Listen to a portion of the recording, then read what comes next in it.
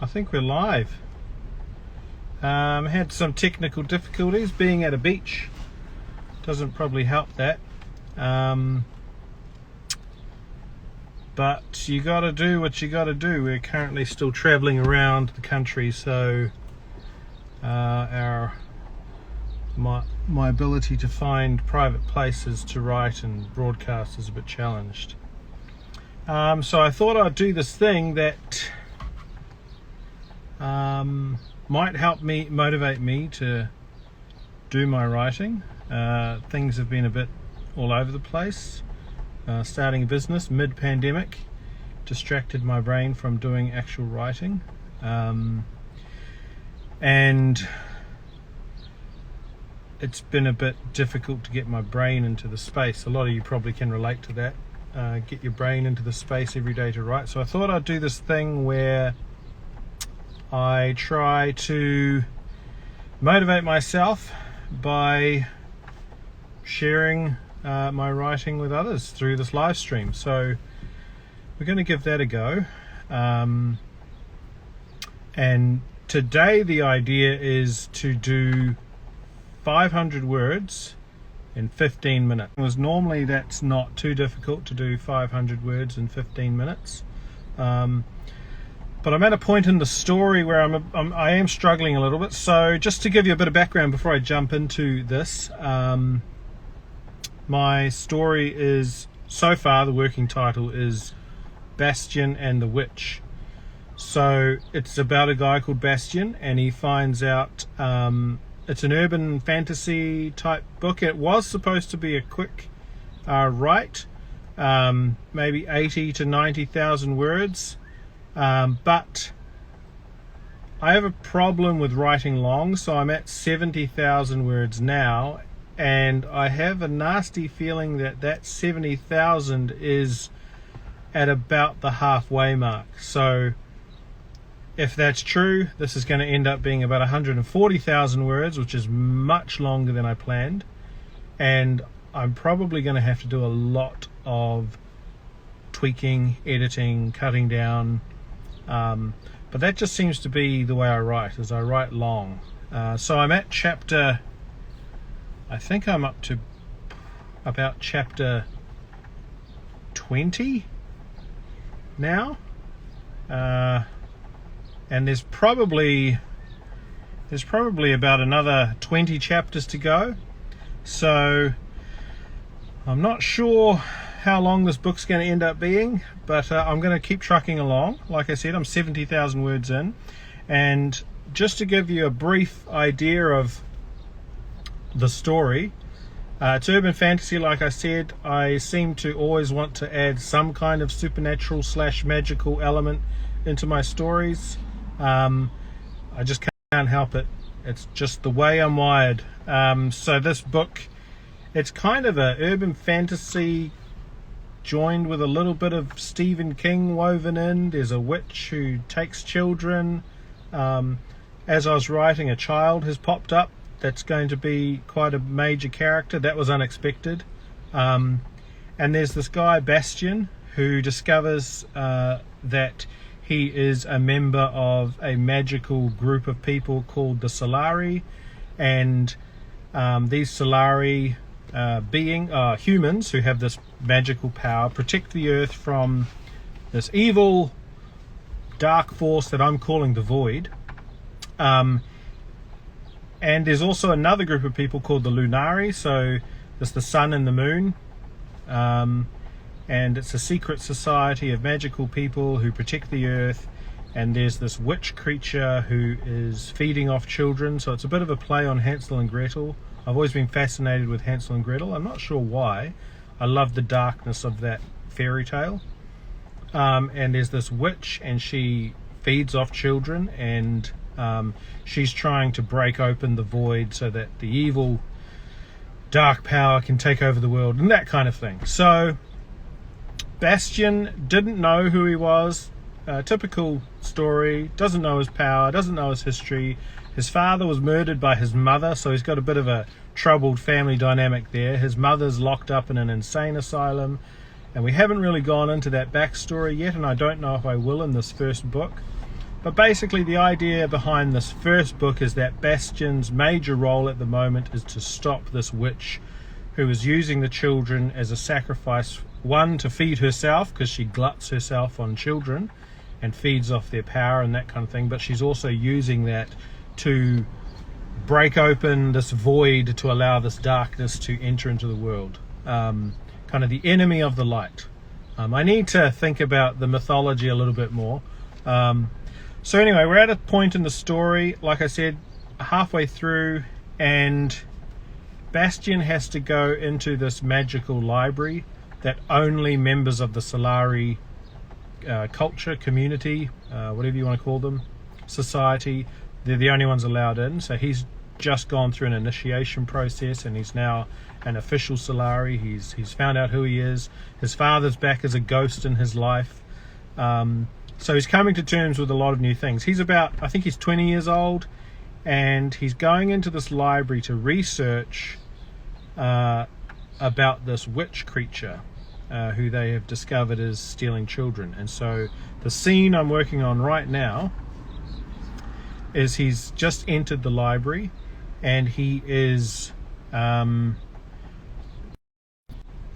to find a book that will help them know who this witch is.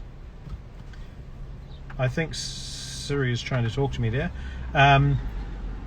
He's trying to find research on who this evil witch person being is, and two, how do they stop her. And so that's the scene I'm working on now. So I'm gonna start, so I'm just gonna start writing. So if you're there and you want to write along, I'm going to start the timer. It's 3:12 now, so we will go until 3:27, and we will see if we can hit 500 words. My document is sitting at 663 words at the moment. And yeah, so let's do this. I'll probably talk while I do this writing. Bastion's just walked in. He's seen some guards. Usually you don't see armed guards at a library, but they're very serious in this library about you're not allowed to withdraw books from this library. It's not that kind of library. You know, magical books, lots of forbidden knowledge, that kind of thing. And the last thing I wrote was I'm just trying to figure this out again. So that might have been a note to myself. So he's talking to the receptionist. Here I was told that I needed to present myself at the desk. Well, you were told correct. What's going to happen in this scene is that he needs to bump into another character. And I still haven't figured out this character's name, but this other character will be this other guy who's the son of a very powerful member of this magical community. And he sees another guard, and in this scene he's in communication with his friends who can't come into the library with him, but he's got some like spy glasses on. Like I said, the story is a bit of a mishmash of magic slash Stephen King slash fairy tale slash a little bit of action thriller, all woven in together. Can I have your ID, please? Bastion reached into his pocket and pulled out XXX. I've actually forgotten. They have a magical identifier in my story that identifies you to other Solarii. And I've forgotten what I called it. But in the interest of writing fast, I'm not going to go look it up. I'll just do my whole... I put in XXX wherever I can't be bothered looking something up right now, and I'll go find it later. He pulled out XXX and handed it over to her. The woman inspected it, and closing her eyes, Bastion felt her harness, her lumen. And what did she do with her lumen? Lumen is like where you your magical power is centered in your body. For Solarii, it's centered in their head. For Lunari, it's centered in the kind of the stomach, the gut. Harness your lumen and felt her weave a portion of light. His own lumen responded in kind to her questing. Questing. How do you spell questing? It only took a moment, and then she smiled and handed it back to him. Thank you, Bastion. You're most welcome at the library. Is there anything that I can do to assist you today? Remembering Zelda is a friend of his, another Solarii woman who's very well versed in the Solarii world, a very trusted friend of his dead father who's now a ghost, also guiding him. Remembering Zelda's advice, Bastion shook his head. No thanks, I'm just going to have a look around.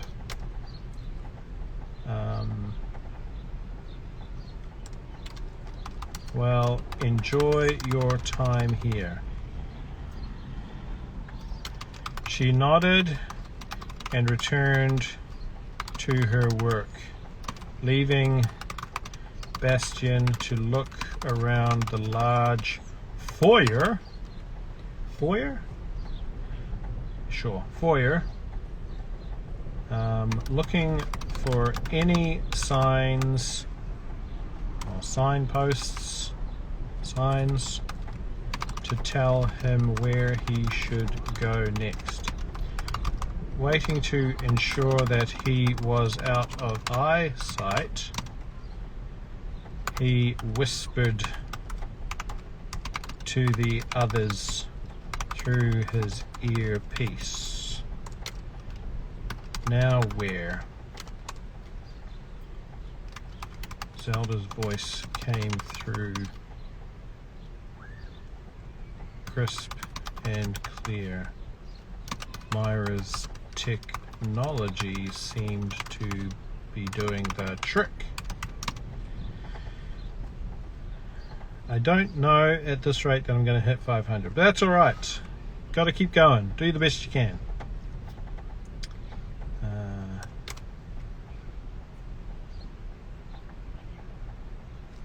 Is there anyone watching you? No. I'm alone. As though hearing his words, some voices. Bastion suddenly heard some voices coming from behind a stack of stack? No, not a stack. Behind a row of shelves. So I think this is where he's going to meet this other boy. And this will be the beginning of a friendship that will be quite important, I think, in the future. Now I need a name. I don't know about the rest of you, but I just pull names out of nowhere. I don't really spend too much time thinking about names.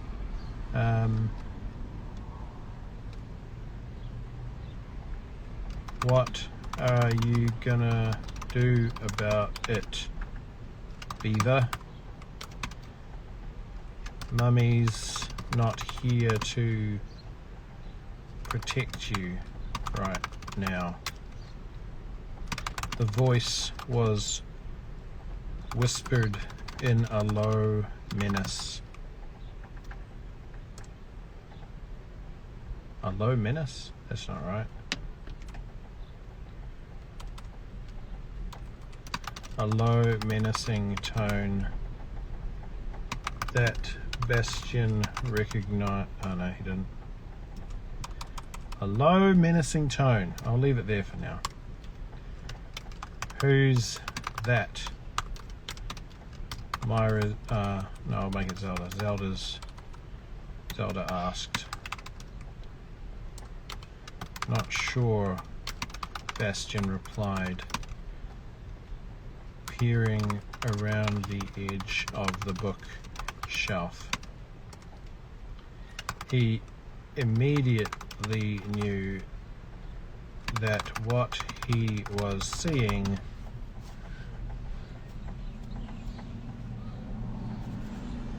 was something he should keep his nose out of.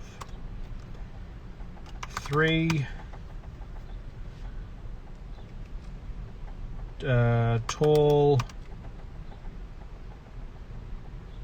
guys and a slender girl, looking as though they had stepped out of an Abercrombie magazine catalogue, were surrounding a smaller red-headed boy who wore a woolen jersey that looked 3 times too large for him. The boy held a stack of books to his chest.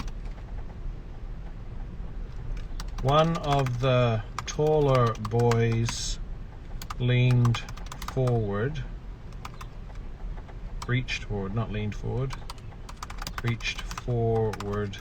and with a swipe of his hand sent the stack of books falling to the floor. Where are we at? 3:22.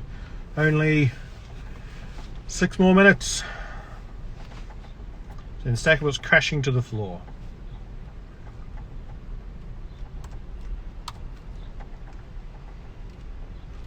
One of the taller boys with cheekbones you could cut. What could you cut on his cheekbones? I want him to look very model cheekbones, chin, jaw, you know, the good looking cool kids in this magical society. With cheekbones you could cut yourself on. Reached forward and with a swipe of his hand sent the stack of books crashing to the floor. I ask you a question, Beaver. Before he realized what he was doing, Bastion had stepped out from where he watched. Is everything okay here? Question mark.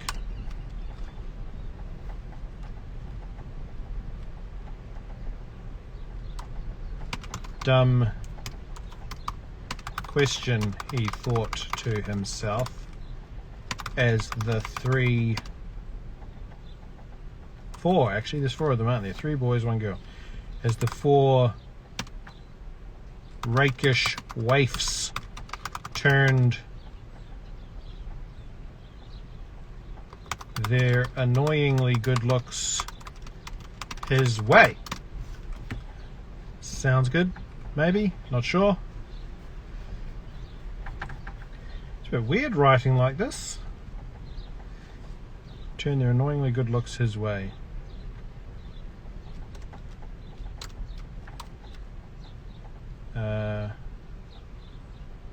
Cheekbones who appeared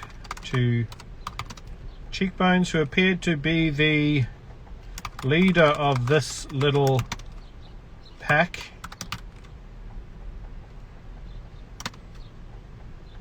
scowled at him. Nothing to see here. Move along. Bastion ignored him. Alright, we're at 3:25. I've got 3 more minutes to try hit 500. How many have we done?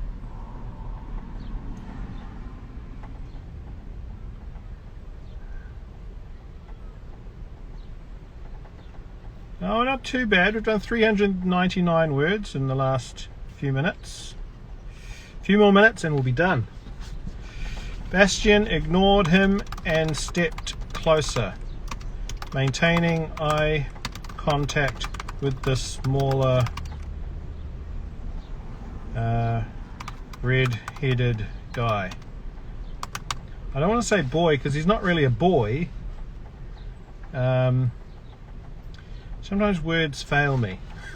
Sometimes words are hard. Smaller red-headed guy. Are you okay? Bastion asked. The kid looked around at the other 4 towering over him and just shook his head. I told you there's nothing to see here. Cheekbones had now broken away from the pack and took a step towards. Oh, we're nearly at 3:27. Bastion. His fists clenched at his side. Oh, we're at 3:27. Alright, so we're done. So how many was that?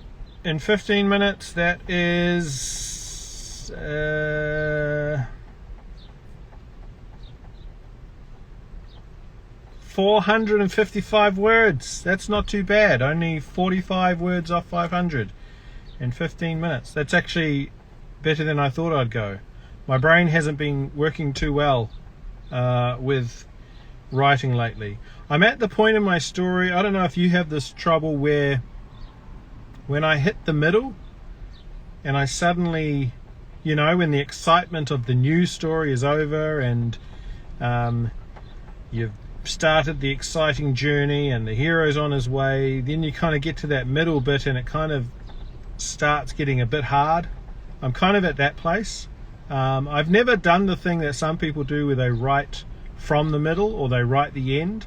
I always kind of work in a really linear fashion, and I was thinking the other day maybe I should try to write from the more exciting parts like the crisis or the climax or just some cool scene that I'm really excited to write, but then I don't know enough of the story to write that scene yet, so I end up just working linear again. So I need to push through this soft middle of my story to try get to the other side, and I'm hoping it won't last too long. So yeah, that's Bastion in the library. I think where this scene is going to go is he's got to protect this random kid who I don't know his name yet. I've got to come up with the names. If anyone has any good names for the son of a very powerful member of this magical society called the Solarii. Cool kids. We're not talking kids here. We're talking like 19, 20, 21, 22 year olds. So Bastion's gonna... Alright, we're back. Sorry, I think I lost you there. Anyway, it's going to break up the scene, and now he needs to go into the library and find some books about this witch character so they can figure out how to find and kill this witch who is killing children. Hansel and Gretel coming in there. Maybe I'll find a way to push her into an oven. I'm not sure, but in a, I don't know, maybe an urban fantasy way, tell the Hansel and Gretel story. That's kind of what I'm doing. It's a play on Hansel and Gretel. So that was for my writing session today. So that's better than yesterday. So I'm probably going to try do this every day around this time as a way to motivate myself to keep writing. Like I said, I haven't been doing that great lately, traveling around and dragging your family around with you while also starting to write a business or start a business. I'm writing everything. Has just meant my brain hasn't been in a creative writing space. So my plan is I'll be here again tomorrow, trying to do 500 words in 15 minutes. I'd love to get back up to my 2,000 words a day. I don't know what everyone else writes, but I kind of find a 2,000 word goal is a good amount for me. And if I can hit 515 minutes, that's a good chunk out of that 2,000. Yeah, so thanks for joining, and I will be back here tomorrow. I don't know if I'll be at the beach today. I'll give you a view of where I'm actually at. If you can see the water out there, it's lovely and moody. I don't know where I'll be tomorrow, but good luck writing, and I'll see you then. Ciao.